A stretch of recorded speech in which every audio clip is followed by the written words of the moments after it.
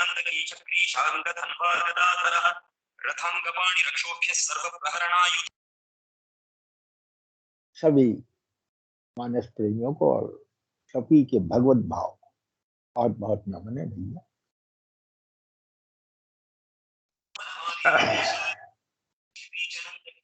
हनुमान चालीसा की जो व्याख्या चल रही है उसी को आगे बढ़ाते हुए कुछ पॉइंट्स हैं ऐसे कि जो मन को स्पर्श करते हैं, उन्हीं को मैं डिस्कस कर लेता हूं आप लोगों से।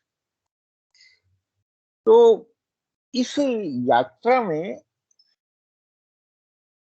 आज हम एक ऐसे उसमें हैं कि जहां थोड़ा सा इस हनुमान चालीसा की जो 5 चौपाइयां आज मैं डिस्कस करूंगा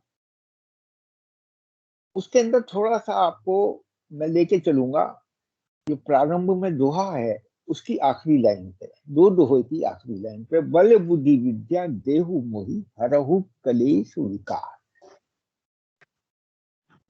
इसमें विकार शब्द को आखिर में रख के गोस्वामी जी ने कहा इसका हरण हो जाए।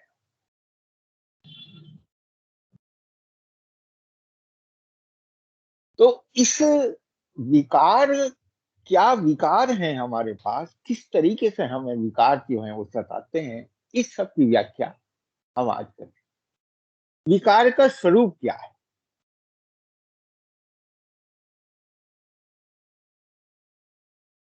तो इसके लिए थोड़ा सा रामचरित मानस का बिल्कुल आखिर में 130वां जो दोहा है उससे पहले 3 छंद लिखे गए।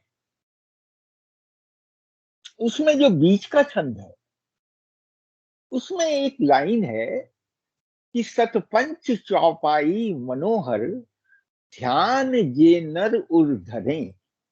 ध्यान जो नर उर धरे,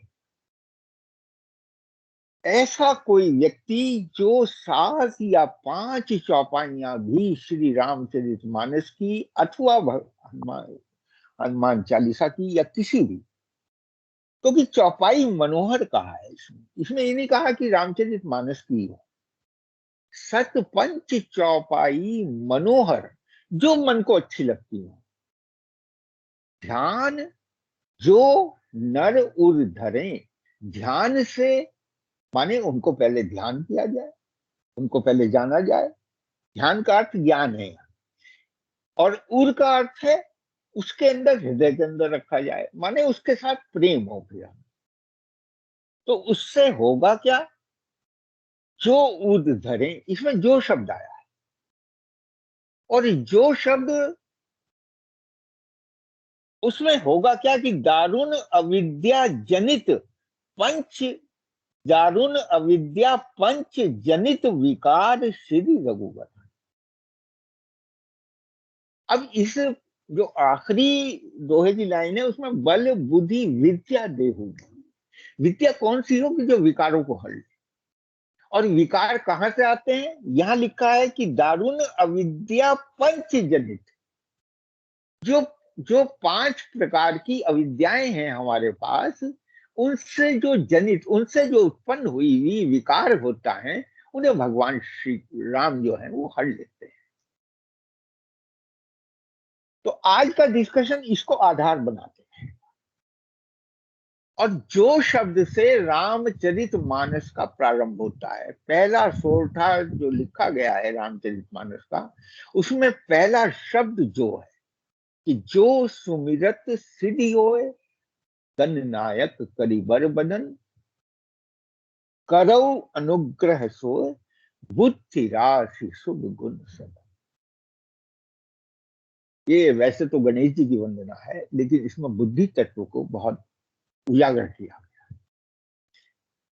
और इसीलिए यहां ध्यान जो नर उर धरे, सतपंच चौपाई मनोहर ज्ञान।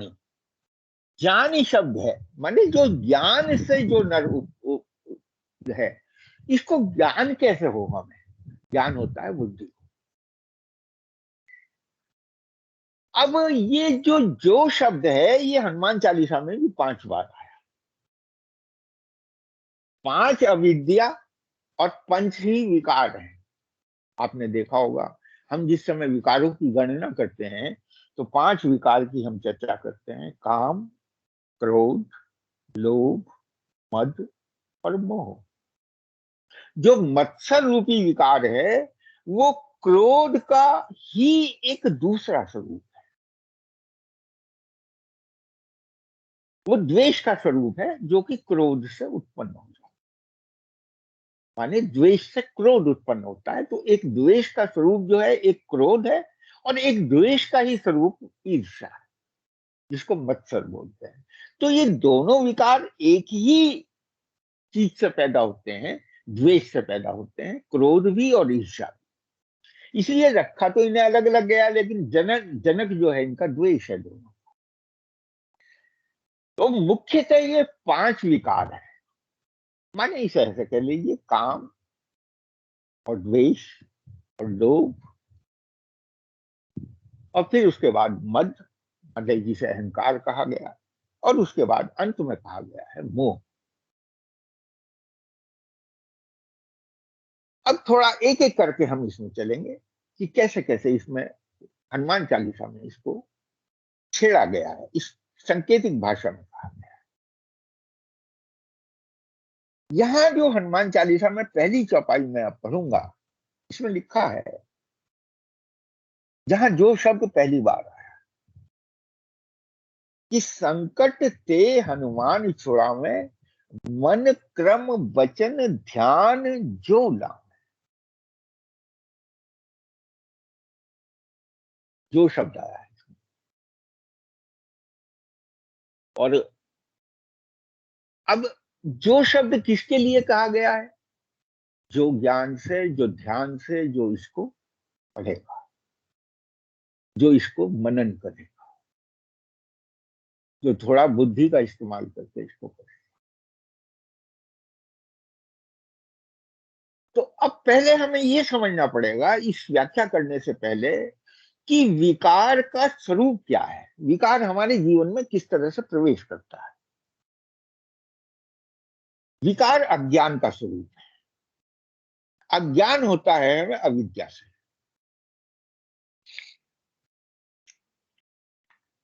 अविद्या को 5 प्रकार की कहा गया है। इन्हीं 5 चौपाइयों में पांचों अविद्या जो है हमें याद। विकार जो है विकृति को जन्म देता है, और साकार जो है, जो ईश्वर का साकार स्वरूप है, वो सुकृति को जन्म देता है। कर्म तो करना है भैया, कर्म के बिना तो कोई रहे ही नहीं कहीं। अब कर्म होगा तो या तो वो विकृति होगी या सुकृति होगी। तो जब कभी हम सकारात्मक सोच से हंसते हैं, माने हमारी नेगेटिव फीलिंग होती है, कभी पॉजिटिव सोच से हट जाते हैं, तो विकार हम पे हावी हो जाता है। अब यहाँ पहली चौपाई के अंदर विकार को काम के स्वरूप में देखा गया है। अब पहले काम को भी समझना पड़ेगा। काम तो 4 पुरुषार्थों में से एक है, तो काम तो जीवन का अंग है। परंतु काम सुकृत भी है और काम विकृत भी है। अगर विद्या के युक्त काम हो तो सुकृत हो जाता, और अविद्या से युक्त हो तो विकृत हो जाता। और काम का प्रभाव जो है, देखिए कहां कहां पड़ता है, मन, क्रम और वचन, ये 3 चीज पर अटैक करता है।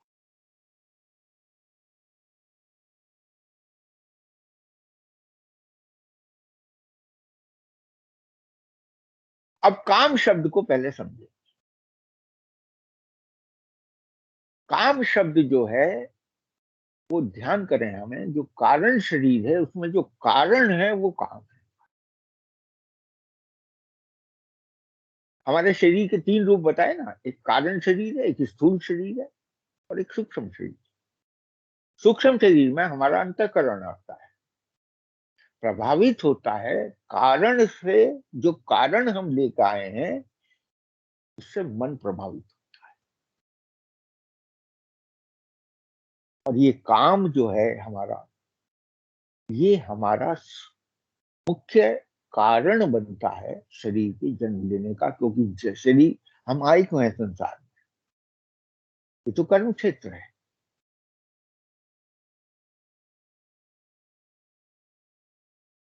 तो कर्म क्षेत्र को कैसे डिफाइन करें हम, कैसे कर्म क्षेत्र को पहचाने, वो तो हमें जब पता चलेगा ना किस कारण से हमें क्या करना है।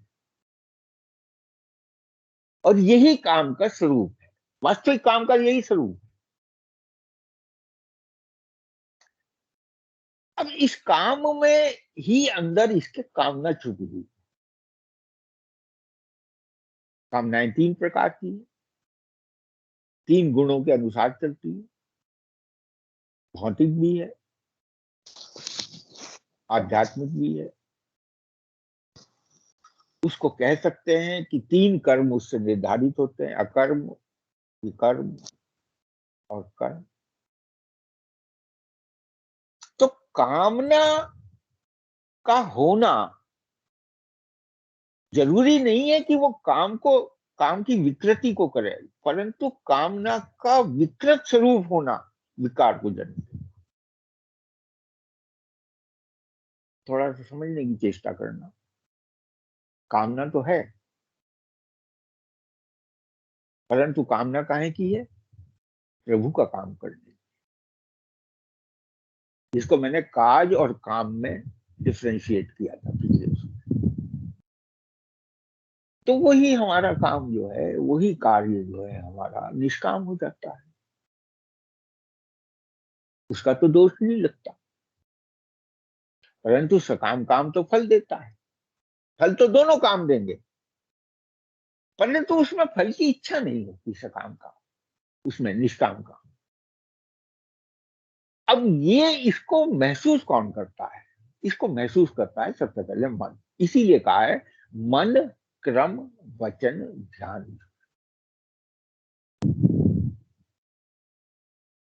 मन का चिंतन सबसे पहले इस बात पे जाता है कि क्या करना है। आप थोड़ी देर के लिए ये समझिए कि जो करने की हमारी चाह है, बस वही काम का जन्म।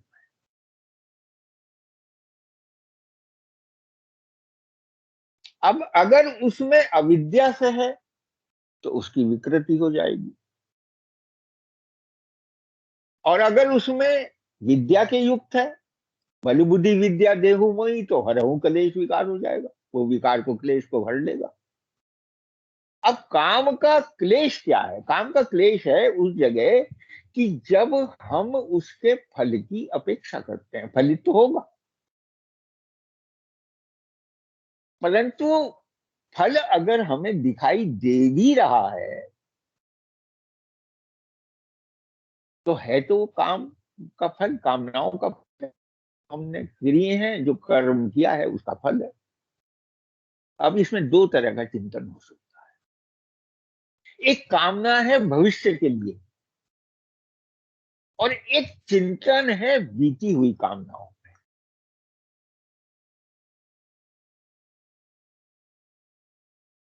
हर एक व्यक्ति का एक जीवन है। जो इस समय हम सत्संग में बैठे हुए हैं, इस समय 20 व्यक्ति के करीब है।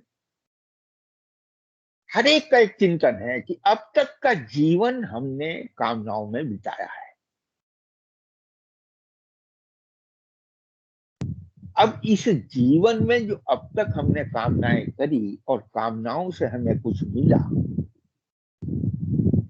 उसका स्वरूप क्या रहा? क्या उससे परमात्मा की प्राप्ति हुई अब तक?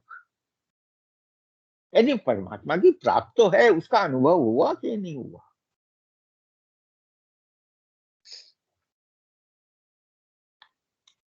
जो फ्यूचर की कामना है उसको कहा जाता है डिजायर, इच्छा। तो अगर हमारा यही काम बैक स्टेज में चला जाएगा, अगर हम उसको पीछे की तरफ ये देखेंगे कि अब तक इतनी कामनाएं हमने करी, इतनी पूर्ति हुई, अब तक इसकी प्यास तो बुझी नहीं, नित्य नई कामनाएं हैं। और ये इनका स्वभाव है, एक के बाद दूसरी, दूसरी के बाद तीसरी, तीसरी के बाद चौथी खड़ी हो जाती है। अब मान लीजिए भोजन ही करने बैठे दृष्टांत के रूप में, अब लग तो रही है भूख, भूख तो मिट सकती है नमक की रोटी से भी, भुने हुए चने से भी, परंतु जिस समय थाली लग आती है तो एक कामना से दूसरी, दूसरी से तीसरी, तीसरी से चौथी उत्पन्न होती चली जाती है। नमक है तो थोड़ा मिर्च भी हो, मिर्च है तो थोड़ी खटाई भी हो, थोड़ा सा नींबू भी हो, थोड़ा सा तीखा भी हो, थोड़ा सा ये भी हो। ये दृष्टांत के रूप में इस तरीके से ये मल्टीपल होती है और इसका हमें सबको अनुभव है। यहाँ विकारों में अनुभव से सीखना,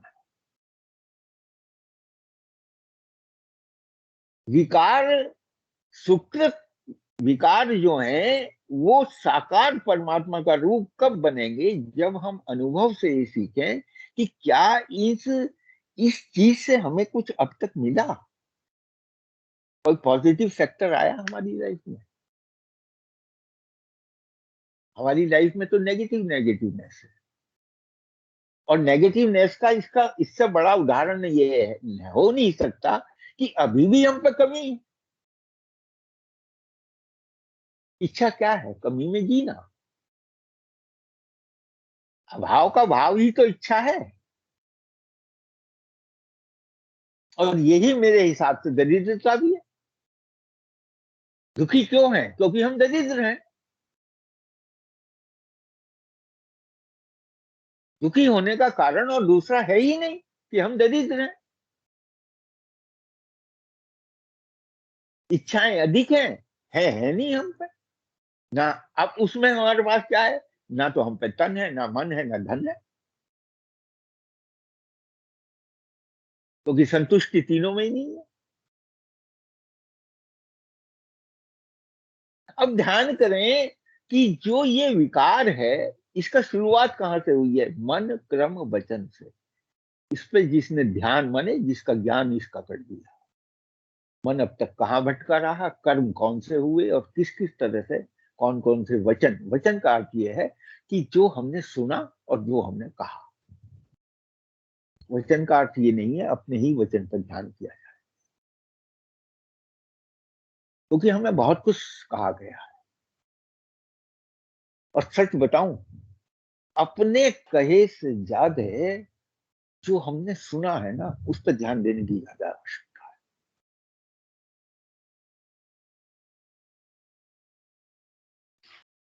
you can be a very good speaker if you are a good listener.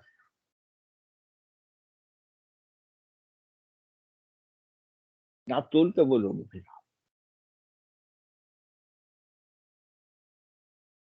इसलिए ये तीनों शब्द जीवन में उतारने योग्य हैं: मन क्रम वचन ध्यान। जो लाभ है जिस किसी को भी हो जाएगा। जो शब्द का अर्थ है हर एक को नहीं होता। अब यहां भगवान 5 प्रकार के व्यक्ति इस जो में सुन रहे हैं, और 5 ही अविद्या हैं, और विकार भी इत्तेफाक से ये 5 ही, क्योंकि ये मूल में है, बाकी तो इनसे उत्पन्न होने वाले हैं।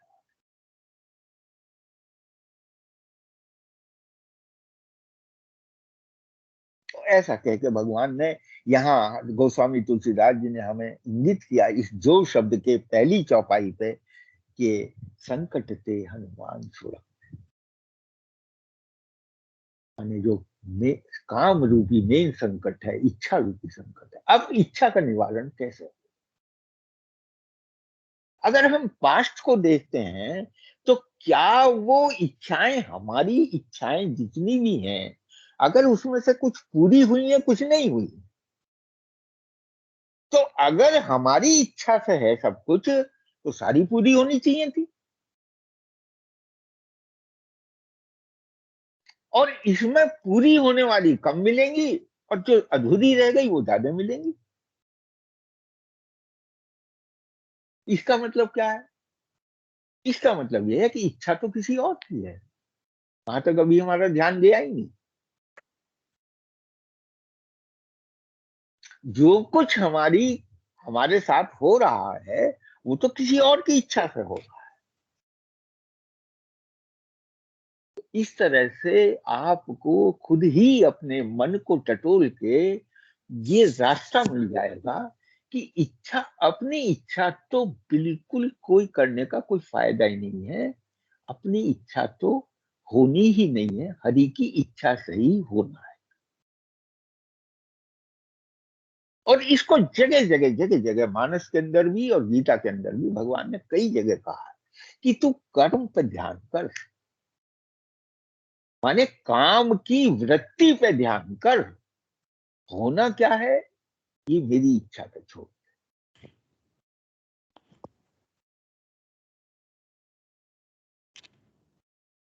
तो हमने कामना किस वृत्ति से करी है, इसको हरी इच्छा में तो भाई सब कुछ अच्छा है।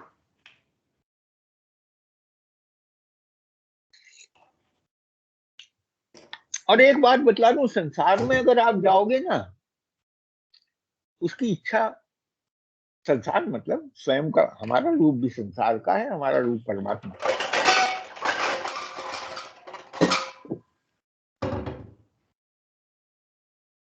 चले भाई,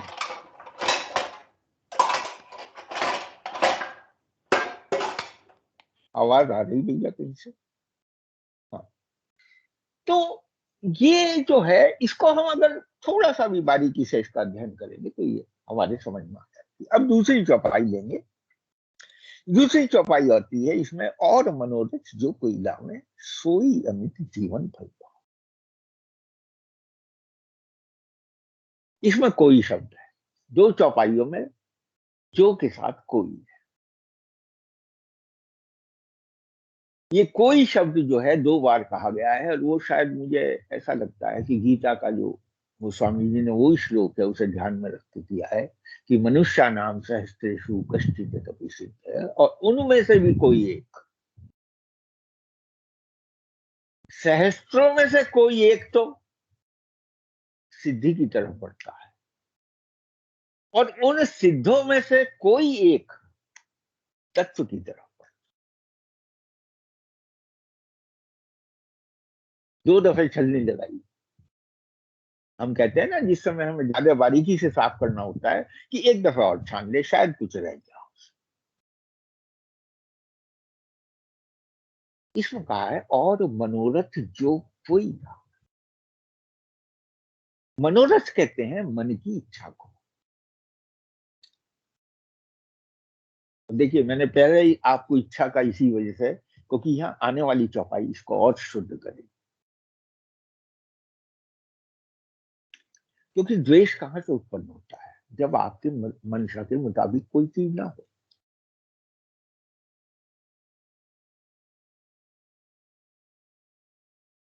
ऐसे तो पूरा एक संसार है, एक परमात्मा है, द्वय में है सब कुछ, लेकिन वो परेशान नहीं करता द्वैत। द्वैत परेशान जब करता है जब वो द्वेष हो जाता है। और द्वेष का तरीका क्या है जांचने का? एक का अच्छा लगना, एक का बुरा लगना, बस ये। कुछ अच्छा लगना और कुछ बुरा लगना,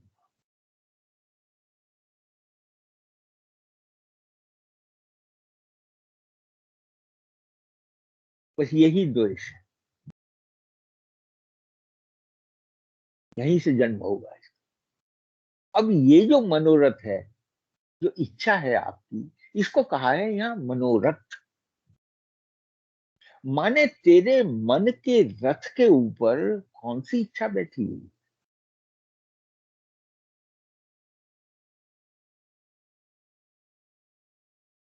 मन रूपी रथ को तेने किसको दे रखा है? ये बिल्कुल अर्जुन की गीता है इस समय। अगर हमने मन रूपी रथ कृष्ण को दे दिया, राम को दे दिया, तो काम बन गया। द्वेष समाप्त हो जाए।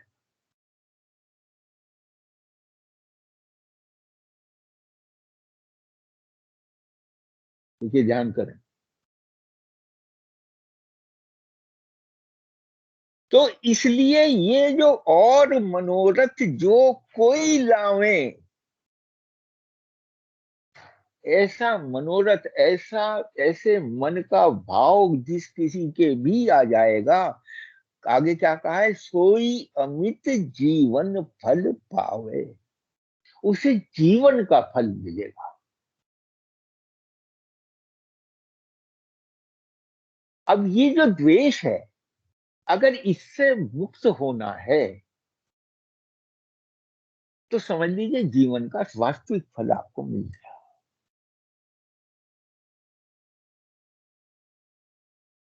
अब इसमें शब्द है जीवन फल पावे, पावे का मतलब आगे मिलेगा।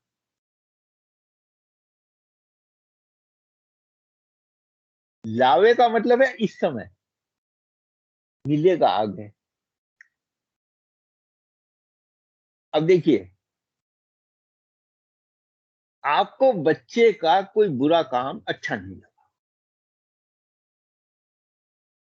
ठीक है, आपने उसे बुलाया, डांट से, जैसे भी आपने थोड़ा सा कृत्रिम क्रोध दिखा के, कृत्रिम द्वेष दिखा के उसे सीधा किया कि देख, या तो मान जा वरना ये पनिशमेंट।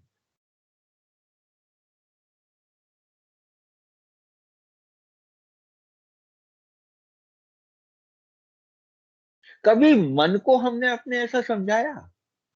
उस बच्चे का तो भविष्य सुधार लिया आपने, उसने तो छोड़ दी बुरी आदत,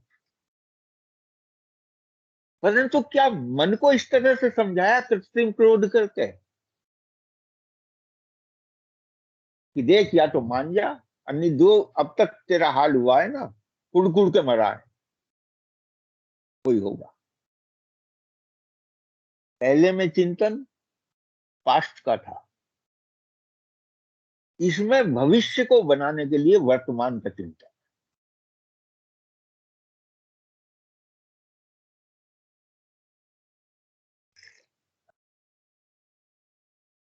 ध्यान करना इसमें बहुत गहराई से इसको। अगर आपने अपना वर्तमान, आपका द्वेष आपको सही करने में लग गया, वर्तमान को सही करने में लग गया, वो कृत्रिम होगा, द्वैत तो होगा, वास्तव में वो एकत्व होगा, उससे जीवन का फल प्राप्त हो जाए। क्योंकि द्वैत समाप्त होने पे जीवन का फल क्या है भैया? अगर द्वैत समाप्त हो जाए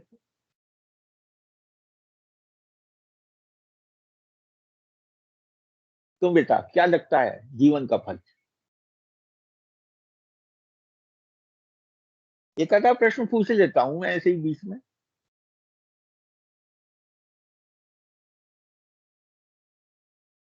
मन की शांति। जय श्री प्रेम का कृष्ण मैम। उदय, आपके मन में प्रेम का संचार है।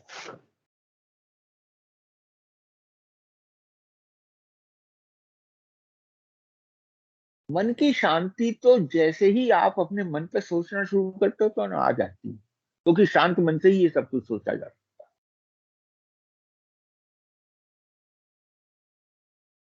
शांत मन तो आपकी भक्ति मार्ग का बेटा पहला स्टेज है। किसी भी ग्रंथ को पढ़ने के लिए, किसी भी सत्संग को सुनने के लिए मन का शांत होना अत्यंत आवश्यक है। अशांत मन से सुना जा सकता है? नहीं सुना जा सकता। यहां है प्राप्त करना है, पावे शब्द है, सोई अमित जीवन फल पाओ, और वो अमित है, वो समाप्त होने वाला नहीं है, वो सदैव बढ़ने वाला है। जरा सा हमने टर्न होकर देखा कि ये द्वेष तो है, लेकिन इसे तो अपने ऊपर करना चाहिए, अपने अपने से ही अपनी ग्लानि। तू अब तक कहां था? सामने वाले से तो बहुत करके देख लिया ना,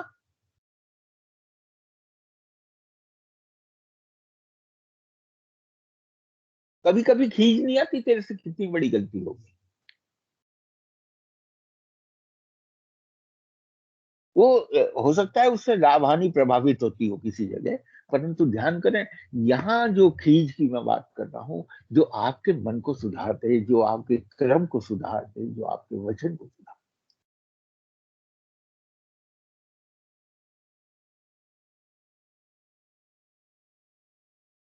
इसमें दोनों पक्ष हैं,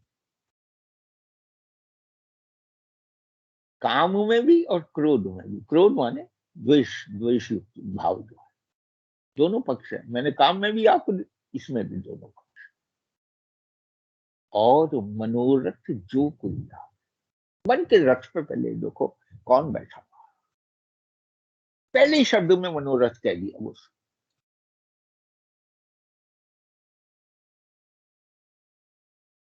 जिस समय विभीषण चले हैं ना भगवान से मिलने के लिए, वहां भी ये शब्द आया, करत मनोरथ बहु मन माही।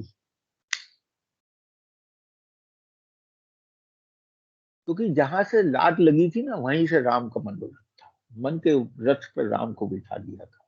इसीलिए कहा करत मनोरथ बहु, पर नाना प्रकार के मनोरथ, जिसमें राम को मन पे बिठा रखा है बस, केवल।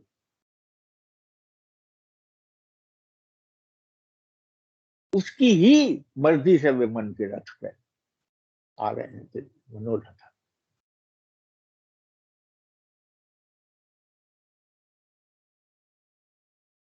भगवान ने देखिए अपना कितना सुंदर आसन ग्रहण किया है। अगर मनोरथ की बात करें तो मन को ऊपर रखा है और रथ को नीचे रखा है।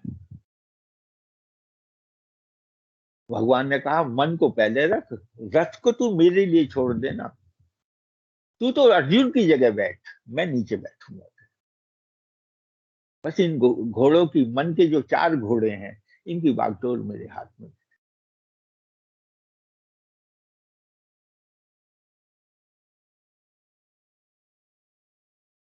और मनोरथ जो कोई लावे, सोई अमित जीवन फल पावे।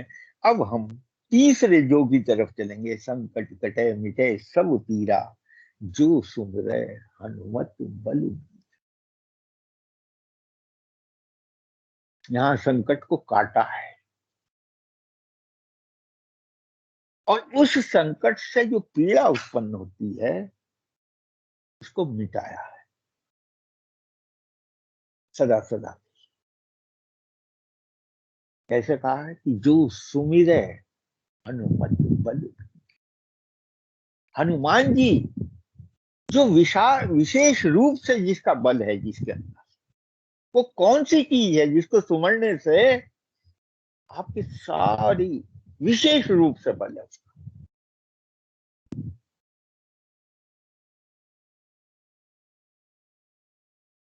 अब देखिए,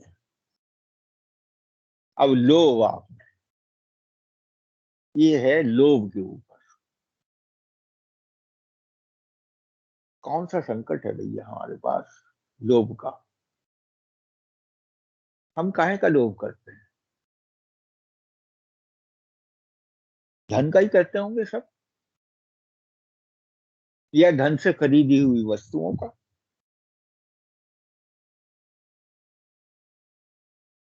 और लोभ की एक भावना है कि नित्य प्रति बढ़ता रहे। जो हम पे है वो तो समाप्त हो ही ना, और इसमें कुछ बढ़ोतरी हो जाए।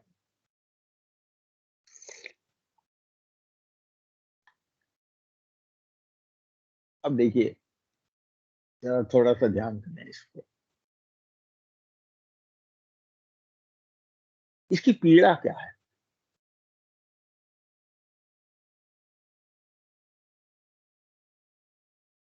इसकी पीड़ा है अतृप्ति,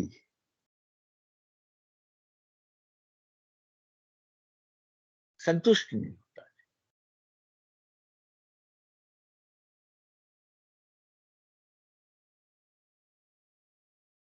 संसार की किसी भी वस्तु से मनुष्य संतुष्ट नहीं।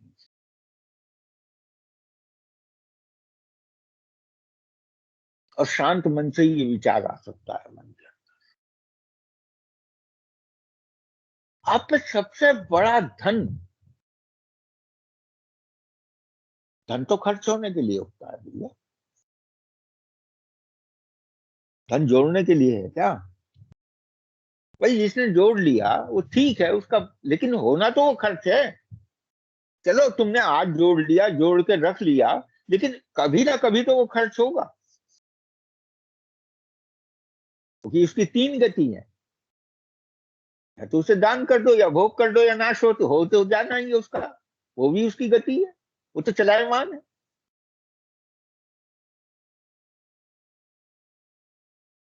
तो जब ये खर्च ही हो रहा है, हर समय हो रहा है, तो फिर कौन सा धन है आपके पास जो सबसे ज्यादा खर्च हो रहा है आपके पास?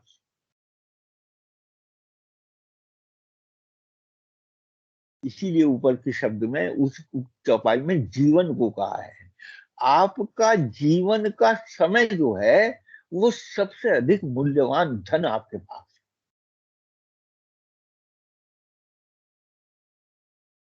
लोभ तो करा, लेकिन गलत चीज में कर लिया। इस समय का लोभ करा कभी? इसीलिए सुमिरय शब्द है, जो सुमिरय। ये कोई कोई किसी किसी को, जो जो सुमिरय।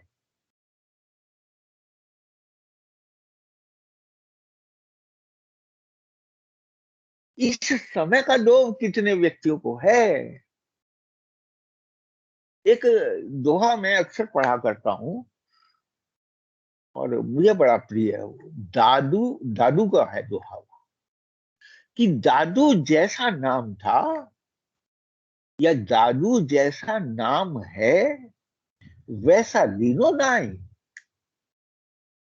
जैसा भगवान का नाम है वैसा तो लिया ही नहीं गया ये अभी तक। जादू जैसा नाम था वैसा लीनो नाए, और देह हलावा हो रहा, और हौस रहे मनमाए। हौस कहते हैं अभी तो शुरुआत भी नहीं हुई, अभी तो और कहां से लाऊं, ये देह तो हलावा हो गया, देह तो हिल गई। 74 साल की उम्र आ गई, देह हिल के बिल्कुल खत्म हो गई।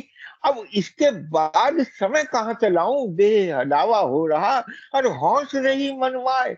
अभी तक मन की हौस निमटी नहीं, कि एक बात कैसी, अभी तो और लिया जाए, अभी तो और।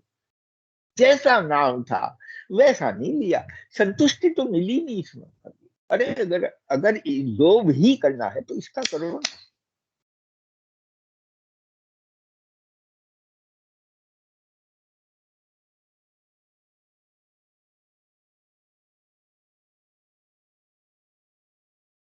संकट कटे और फिर मिटे सब पीड़ा।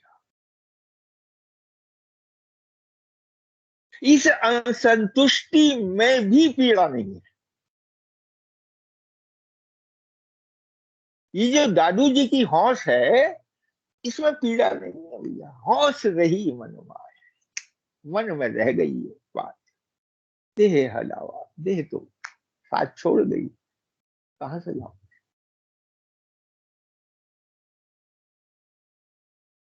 तो भैया लोभ हो और इस समय का हो जाए, कि ये समय कितना बचा हुआ है। अरे जो खर्च हो गया सो हो गया।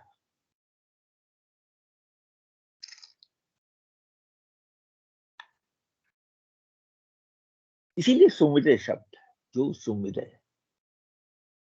और एक बात बतला दूं, इस मरण में केवल नाम ही रह जाता है, क्योंकि रूप भी रहेगा, अगर किसी का रूप भी याद रहेगा, बिना नाम के तो वो होगा ही नहीं।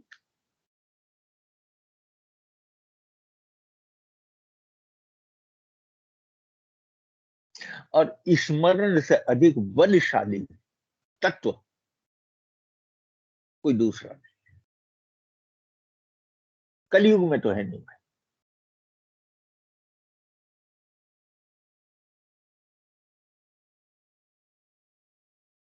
इसको इतना बलवान बताया। तो संकट कटे मिटे सब पीरा, जो सुमिरै हनुमत बल बीरा। अब जो पांच चौथी है, जो सतवार पाठ कर कोई छूटे बंधन। ये है मध्य स्थिति। ये ईगो जो है ना, इसका ज्ञान नहीं होता, और यही इस चौपाई में भाव अंदर से छुपा हुआ है। दुनिया में हर चीज का ज्ञान हो जाएगा आपको, लेकिन अहंकार का ज्ञान होना बहुत मुश्किल है, बहुत मुश्किल है, क्योंकि उसे स्वयं नहीं महसूस करता, वो तो कोई दूसरा ही बताएगा आपको, और बताएगा भी। उसका ज्ञान भी कब होता है,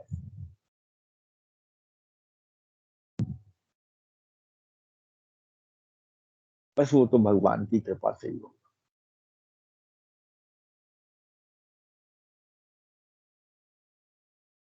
इसीलिए यहाँ छूटे ही बंद है, इसमें बंधन है।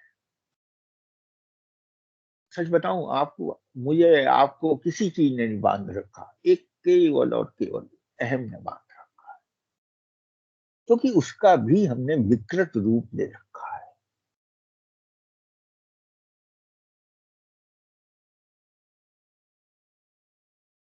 ये अहम भी बंधन मुक्त कर सकता है आपको, छूटे ही बंद और फिर महासुख। इसमें भी कोई शब्द है, जो सतवार पाठ कर को, ये है तत्व की बात, जरा समझो इसे। तत्व क्या है भैया, जीवन की मोक्ष क्या है? अगर बंधन है तो उसकी कोई मुक्ति का रास्ता भी तो होगा। छूट ही बंद और महासुख हुई, तो वास्तव में बंधन है क्या?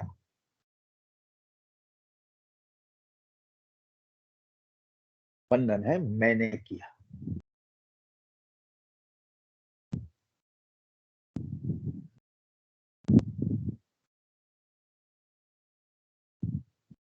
बस उस है का सही ज्ञान हो जाए।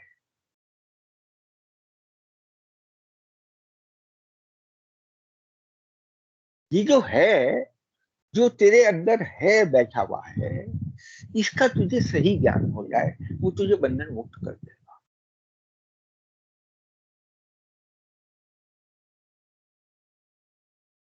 क्योंकि तू उसको अलग करके तूने समझा ही नहीं अभी तक।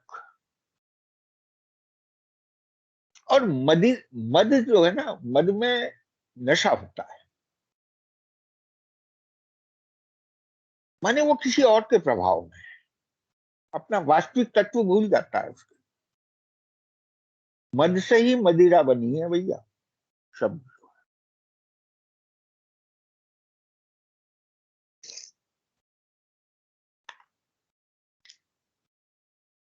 अहम का ऐसा है, अहम जो है आपको अपनी वास्तविकता पे आने ही नहीं देता। अगर उसने उसका आपने इसका गलत मतलब समझ लिया। देखिए, वास्तविक रूप अपना क्या है अहम का, वो है हमारा होना। जब तक आपके प्राण हैं तब तक आपका अहम है, जब तक सांस चल रही तब तक वो है, और जैसे ही सांस समाप्त हो जाती है वो हो जाता है था।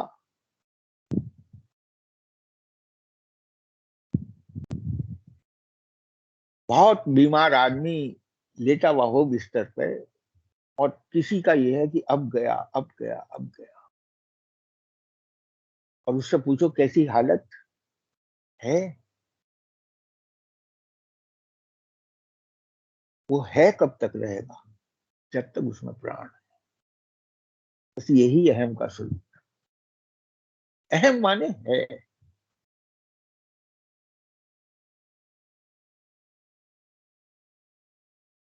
आपका होनापन ही अहम है वास्तव। और इसको हम समझते हैं मैं का होनापन। अचेतावस्था में तो आपको मैं का ज्ञान नहीं है, लेकिन है आप फिर भी।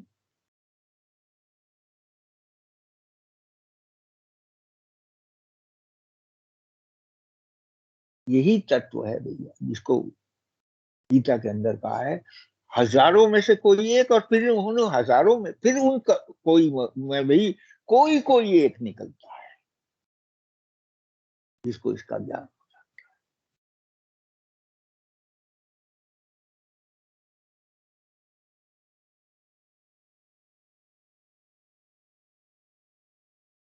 अब ये दो रूप हैं भैया, सातों वार कहा है, कोई शब्द कहा है। सातों वार का मतलब 7 दिन 24 घंटे, 8 पहर, फिर घड़ी पल प्रत्येक,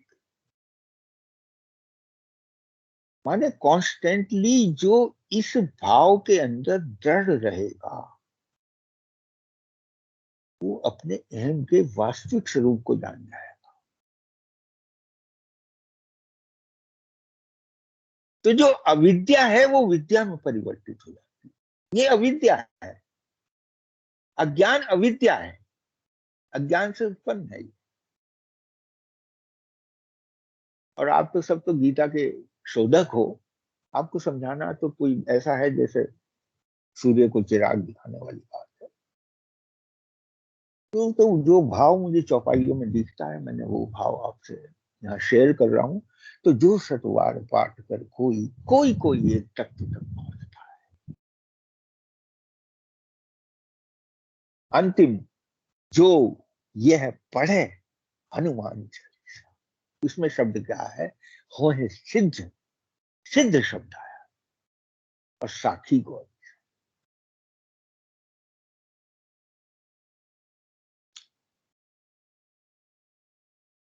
जीवन भर हम, ये अंतिम स्थिति है मोह की।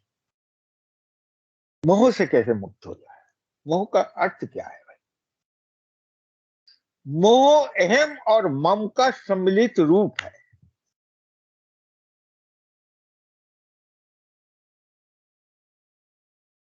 मोह का है मतलब अटैचमेंट। अटैचमेंट क्यों होता है लाइफ में?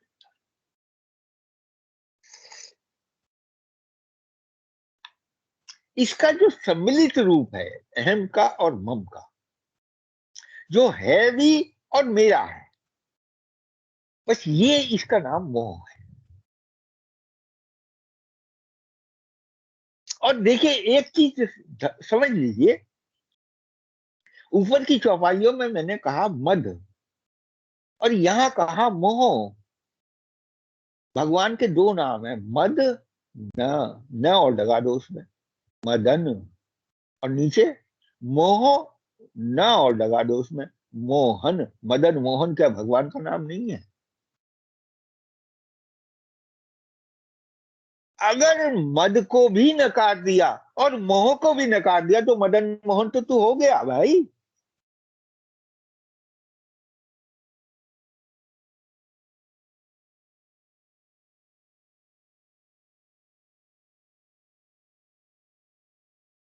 भगवान के नाम बड़े तत्व के हैं ये। और मदन से मोहन,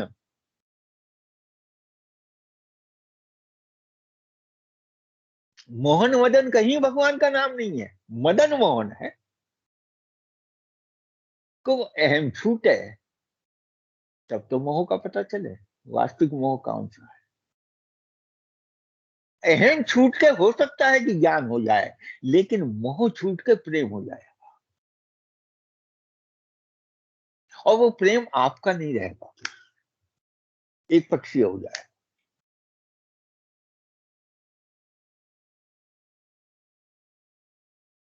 आप तो अपने को ये समझोगे फिर कि मैं और मुझसे पर, फिर तो यही दिखाई देगा सब प्रेम परमात्मा का स्वरूप। साधन किस लिए करता है आदमी? पूरे जीवन साधन करता है, भक्ति की उपासना।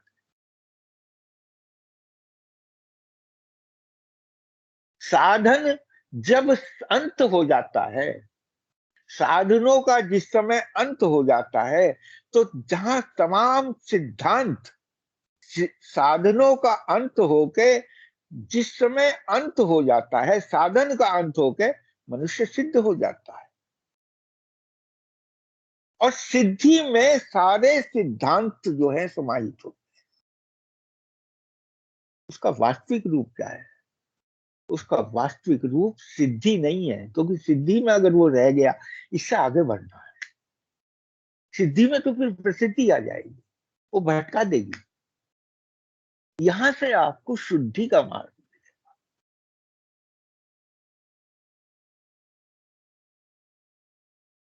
और शुद्ध तत्व तो भैया एक है। परम शुद्ध अगर संसार में कुछ है, वो एक ही है, और वो है उसका प्रेम, जिसमें कोई मिलावट, कोई हेतु नहीं है, कोई कुछ नहीं है। वो केवल एक पक्षीय प्रेम है।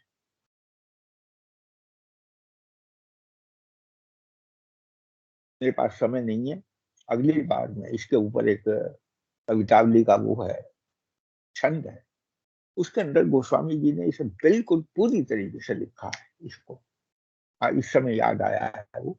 अगली बार जब आपसे मैं मिलूंगा तो मैं उसमें इसे, और दो ही प्रकरण मुझे उसमें करने हैं। एक तो जन्म जन्म जन्म, 3 बार ये इसमें जन्म आया है। तो एक प्रश्न मुझसे किया भी था कि थोड़ा सा कि, और वो उसी में आएंगे कि बिल्ली के बच्चे में और बंदर के बच्चे में जो दोनों की परवरिश में भेद होता है, वो क्या है।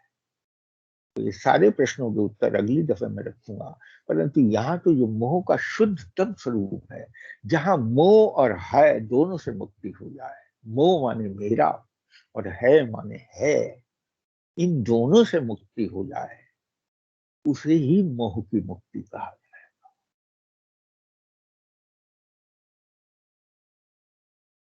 शब्दों में ही ज्ञान पूरा छिपा पड़ा है। मोह है, अगर मोह है और फिर आगे न हो जाए तो मोहन, ना मोह है ना है, बस मोहन ही मोहन। उससे अधिक मोहिनी और क्या चीज होगी।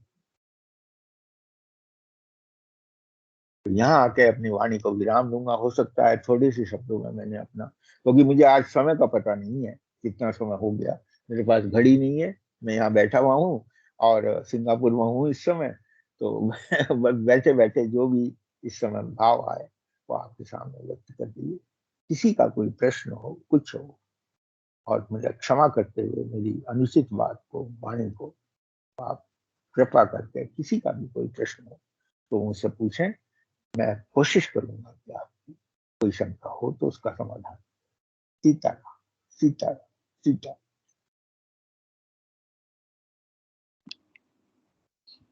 प्रणाम संकल्प चरण स्पर्श।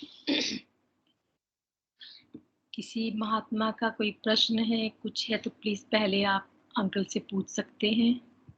सादर प्रणाम। प्रणाम जी कहिए। मैं नगेंद्र अग्रवाल बोल रहा हूँ। मेरा एक जी छोटी जी सी शंका है। जी। क्या स्वयं का अवलोकन कर सकता है? हर समय कर सकता है। क्या हनुमान चालीसा इसमें सहायक है? हाँ बिल्कुल। कैसे? हम क्यों नहीं कर सकता। बस मेरा यही है कि क्या मैं अपना खुद स्वयं का गुरु बन सकता हूँ? मतलब ये दोनों तीनों क्वेश्चन मेरे को तंग कर रहे हैं, क्योंकि हाँ हाँ। हम हर वक्त अगर अवगुणों को भी देखते हैं देखिए, तो। गुरु तत्व है क्या भैया? पहली बात, जी गुरु तत्व क्या है? गुरु तत्व जो आपके मन को संतुष्ट करते हैं, जो ठीक आपके बात, डाउट्स को क्लियर करते हैं। बिल्कुल ठीक है। और आपके डाउट्स को गुरु नहीं करता, वास्तव में आप स्वयं कर लेते हो। और गुरु की वाणी पे तो आप विश्वास करते हो, ठीक बात है। तो वो भ्रम तो आपका अपने आप से ही जाएगा। मोदी सुधारे ही सो सब भांति। गोस्वामी जी ने लिखा है, स्वयं को स्वयं ही सुधार सकता है, हाँ बिल्कुल सामने ठीक वाला बात कभी है। नहीं मैं सुधार। यही मेरा प्रश्न था, क्या स्वयं स्वयं को सुधार सकता है? क्योंकि नहीं, हम अपना डर स्वयं पे नहीं लागू कर सकते, दूसरे पे कर सकते हैं कि तू ऐसा नहीं करेगा तो मैं तेरे को ये प्रेरणा, वो मतलब यहाँ तक कहा है भैया कि बिगड़ी जन्म अनेक की, सुधरे अब ही आज। बस शर्त क्या है कि होए के राम को नाम जप और तुलसी तज कुसमाज। दो ही शर्त रखी। जो कुसमाज है उसको तो छोड़ दो, दुष्संग को छोड़ दो और नाम जप को प्रारंभ कर दो, आपको अपना सुधार स्वयं मिल जाएगा। बहुत बढ़िया। Sitaram. Sitaram. Thank you. Thank you चरण स्पर्श। नरेंद्र अग्रवाल जी, आपने इतना अच्छा प्रश्न पूछा। किसी और महात्मा को कुछ पूछना है तो प्लीज आप अनम्यूट कर सकते हैं। चरण स्पर्श अंकल, मैं बस ये कहना चाह रही थी कि ऐसा करे ईश्वर कि अगली बार आप घड़ी से बहुत दूर बैठें और आपकी नज़र न पड़े घड़ी के ऊपर, और ऐसा ये जो आप आज जैसा आपने बताया हम सबको ये लगातार चलता ही रहे, चलता ही रहे। इतना इतना सुंदर और इतना भावपूर्ण जो समीक्षा जो आप करते हैं वो मैंने आज तक अपने जीवन में कभी सुना नहीं है। तो मतलब अगर इसको सुनने के बाद भी हम अगर अपने आत्मसमर्पण के लिए या अपने को सुधारने के लिए प्रेरित ना हो तो बहुत ही लज्जास्पद बात होगी मेरे लिए। सो आपको कोटि कोटि प्रणाम, बहुत बहुत नमस्कार। मैं आपसे एक बात ये पूछना चाह रही थी अहम के बारे में, कि जो आप अहम के बारे में बता रहे थे। सो ये जो भाव है कि मैं हूँ और मैं हूँ इसलिए मुझे सबसे अलग होना है, मुझे कुछ एकम्प्लिशमेंट करना है, वो सब वहाँ से जो चालू होता है, तो इसका सबसे सबसे आसान तो नहीं कहना चाहिए, लेकिन सबसे प्रैक्टिकल समाधान आपके हिसाब से क्या है अंकल? मेरे हिसाब से यह है बेटा कि तू है को तू से जोड़ दो, है को अपने साथ मत रखो, मैं हूं समाप्त हो जाएगा। मैं के साथ है लग ही नहीं सकता कभी। आप कभी ये नहीं कहोगे मैं है, आप कभी ये नहीं कहोगे तू हूं। मैं के साथ हूं का लगना विकार है और तू के साथ है का लगना साकार।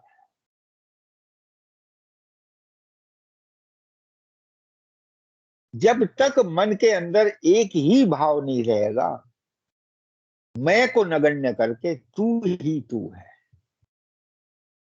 और है भी क्या, तू ही तो है। तेरे अंदर भी क्या है, जो मैं रूपी शरीर है उसे जो मान रखा है आपने मैं को, उसके अंदर वो तू ही तू तो बैठा हुआ है। कहां कहां नहीं है वो बैठा हुआ। क्या कोई और सुन रहा है उसके अलावा? क्या कोई और कह रहा है उसके अलावा? क्या कोई और देख रहा है उसके अलावा? क्या कोई और खा रहा है उसके अलावा? और आपको मैं पूरा इसे नहीं कर पाया, वास्तव में नहीं कर पाया। ये जो हमारे पंच तत्व है ना, यहीं से पांचों विकार शुरू हुए हैं, वहीं से आपको पांचों सुकृति लगेंगी, आपको इसी में से निकलेंगी। देखिए थोड़ी देर में आपको समझाऊं। हमारे जो पंच तत्व हैं उनसे एक एक चीज की उत्पत्ति हुई है। पृथ्वी से काम का उत्पन्न है, अग्नि से क्रोध का उत्पन्न, जल से लोभ का उत्पन्न हुआ है, वायु से मोह का उत्पन्न हुआ है, और गगन से अहम का उत्पन्न हुआ, मद का उत्पन्न। गगन इतना विस्तार में है कि अहम ने ढक रखा है सब। मोह का स्पर्श होता रहता, आता रहता, जाता रहता, आपको स्पर्श करता रहेगा, मेरा है, मेरा है, मेरा है। अग्नि से तेज है, उसके अंदर धधक है,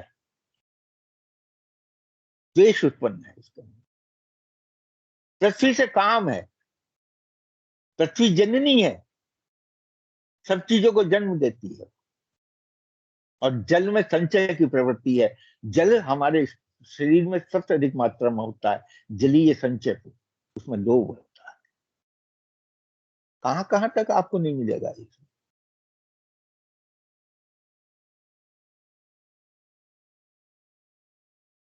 इससे तो मुक्त आप हुए रखे हो। बस एक दफे आप उनके मन में ये दृढ़ता से विश्वास बैठ जाए, मैं का अस्तित्व है नहीं और तेरे अलावा किसी और का अस्तित्व नहीं।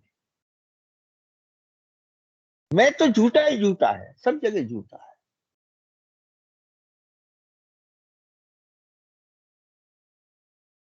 मैं को तो बेटा इस तरह से समझो जैसे बाजार में रखी हुई मैनेक्विन होती है और वो सजी धजी खड़ी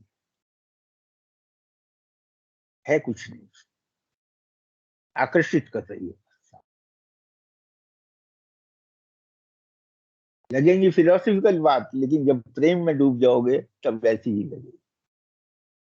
तो सीताराम, सीता सीता।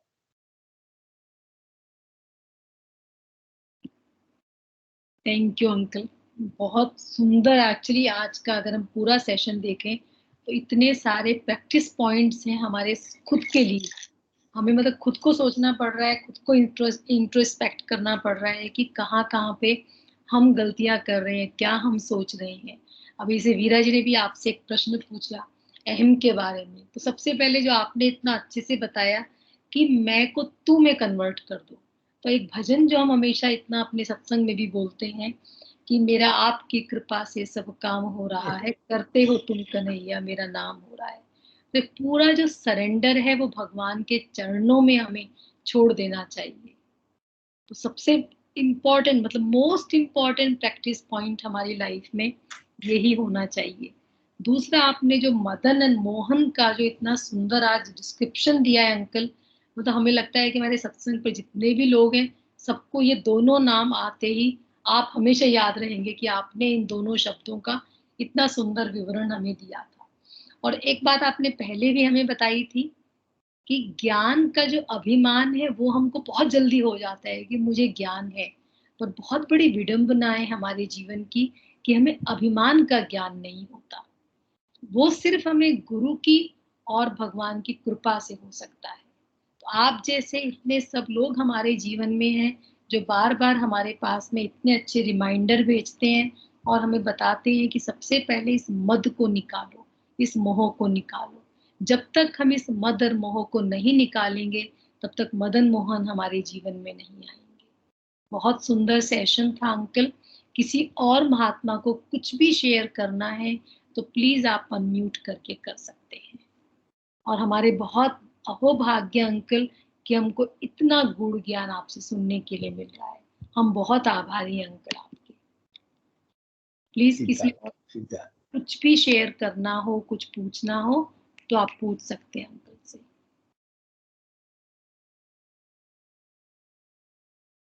अगर नहीं तो फिर यहीं पर सेशन समाप्त करते हैं। सुरेखा जी, आप एंडिंग श्लोक कहेंगे? प्रणाम। बहुत ही सुंदर सेशन अंकल जी। हमेशा हम भगवान से और गुरुजी से यही कहते हैं कि हमारे कितने अहोभाग्य है कि आपको सुनने का हमें अवसर मिलता है। बहुत ही सुंदर सेशन, पूरे ज्ञान से भरा हुआ। हम तो वापस से आपकी रिकॉर्डिंग सुन लेते हैं, इतना इतना सुंदर सेशन होता है आपका हमेशा। We will close today's session. Om Purnamada Purnamidam Purnat Purnamudachyate Purnasya Purnamadaya Purnamevavashishyate. Om Shanti Shanti Shanti. Hari Om, Hari Hari. Thank you Surekha ji, thank you. Charani Sparsh to you. Over to you Vijay Bhabhi for Guru Mantra. चरण स्पर्श को राम रामाय शांता रामाय सद्गुरु रामाय शांता रामाय जय गुरु रामाय शांता रामाय जय गुरु रामाय शांता रामाय राम राम राम रामाय शांता रामाय सद्गुरु रामाय शांता रामाय जय गुरु रामाय शांता रामाय जय गुरु रामाय शांता रामाय राम राम राम रामाय शांता रामाय सद्गुरु रामाय शांतारामाय, जय गुरु रामाय शांतारामाय, जय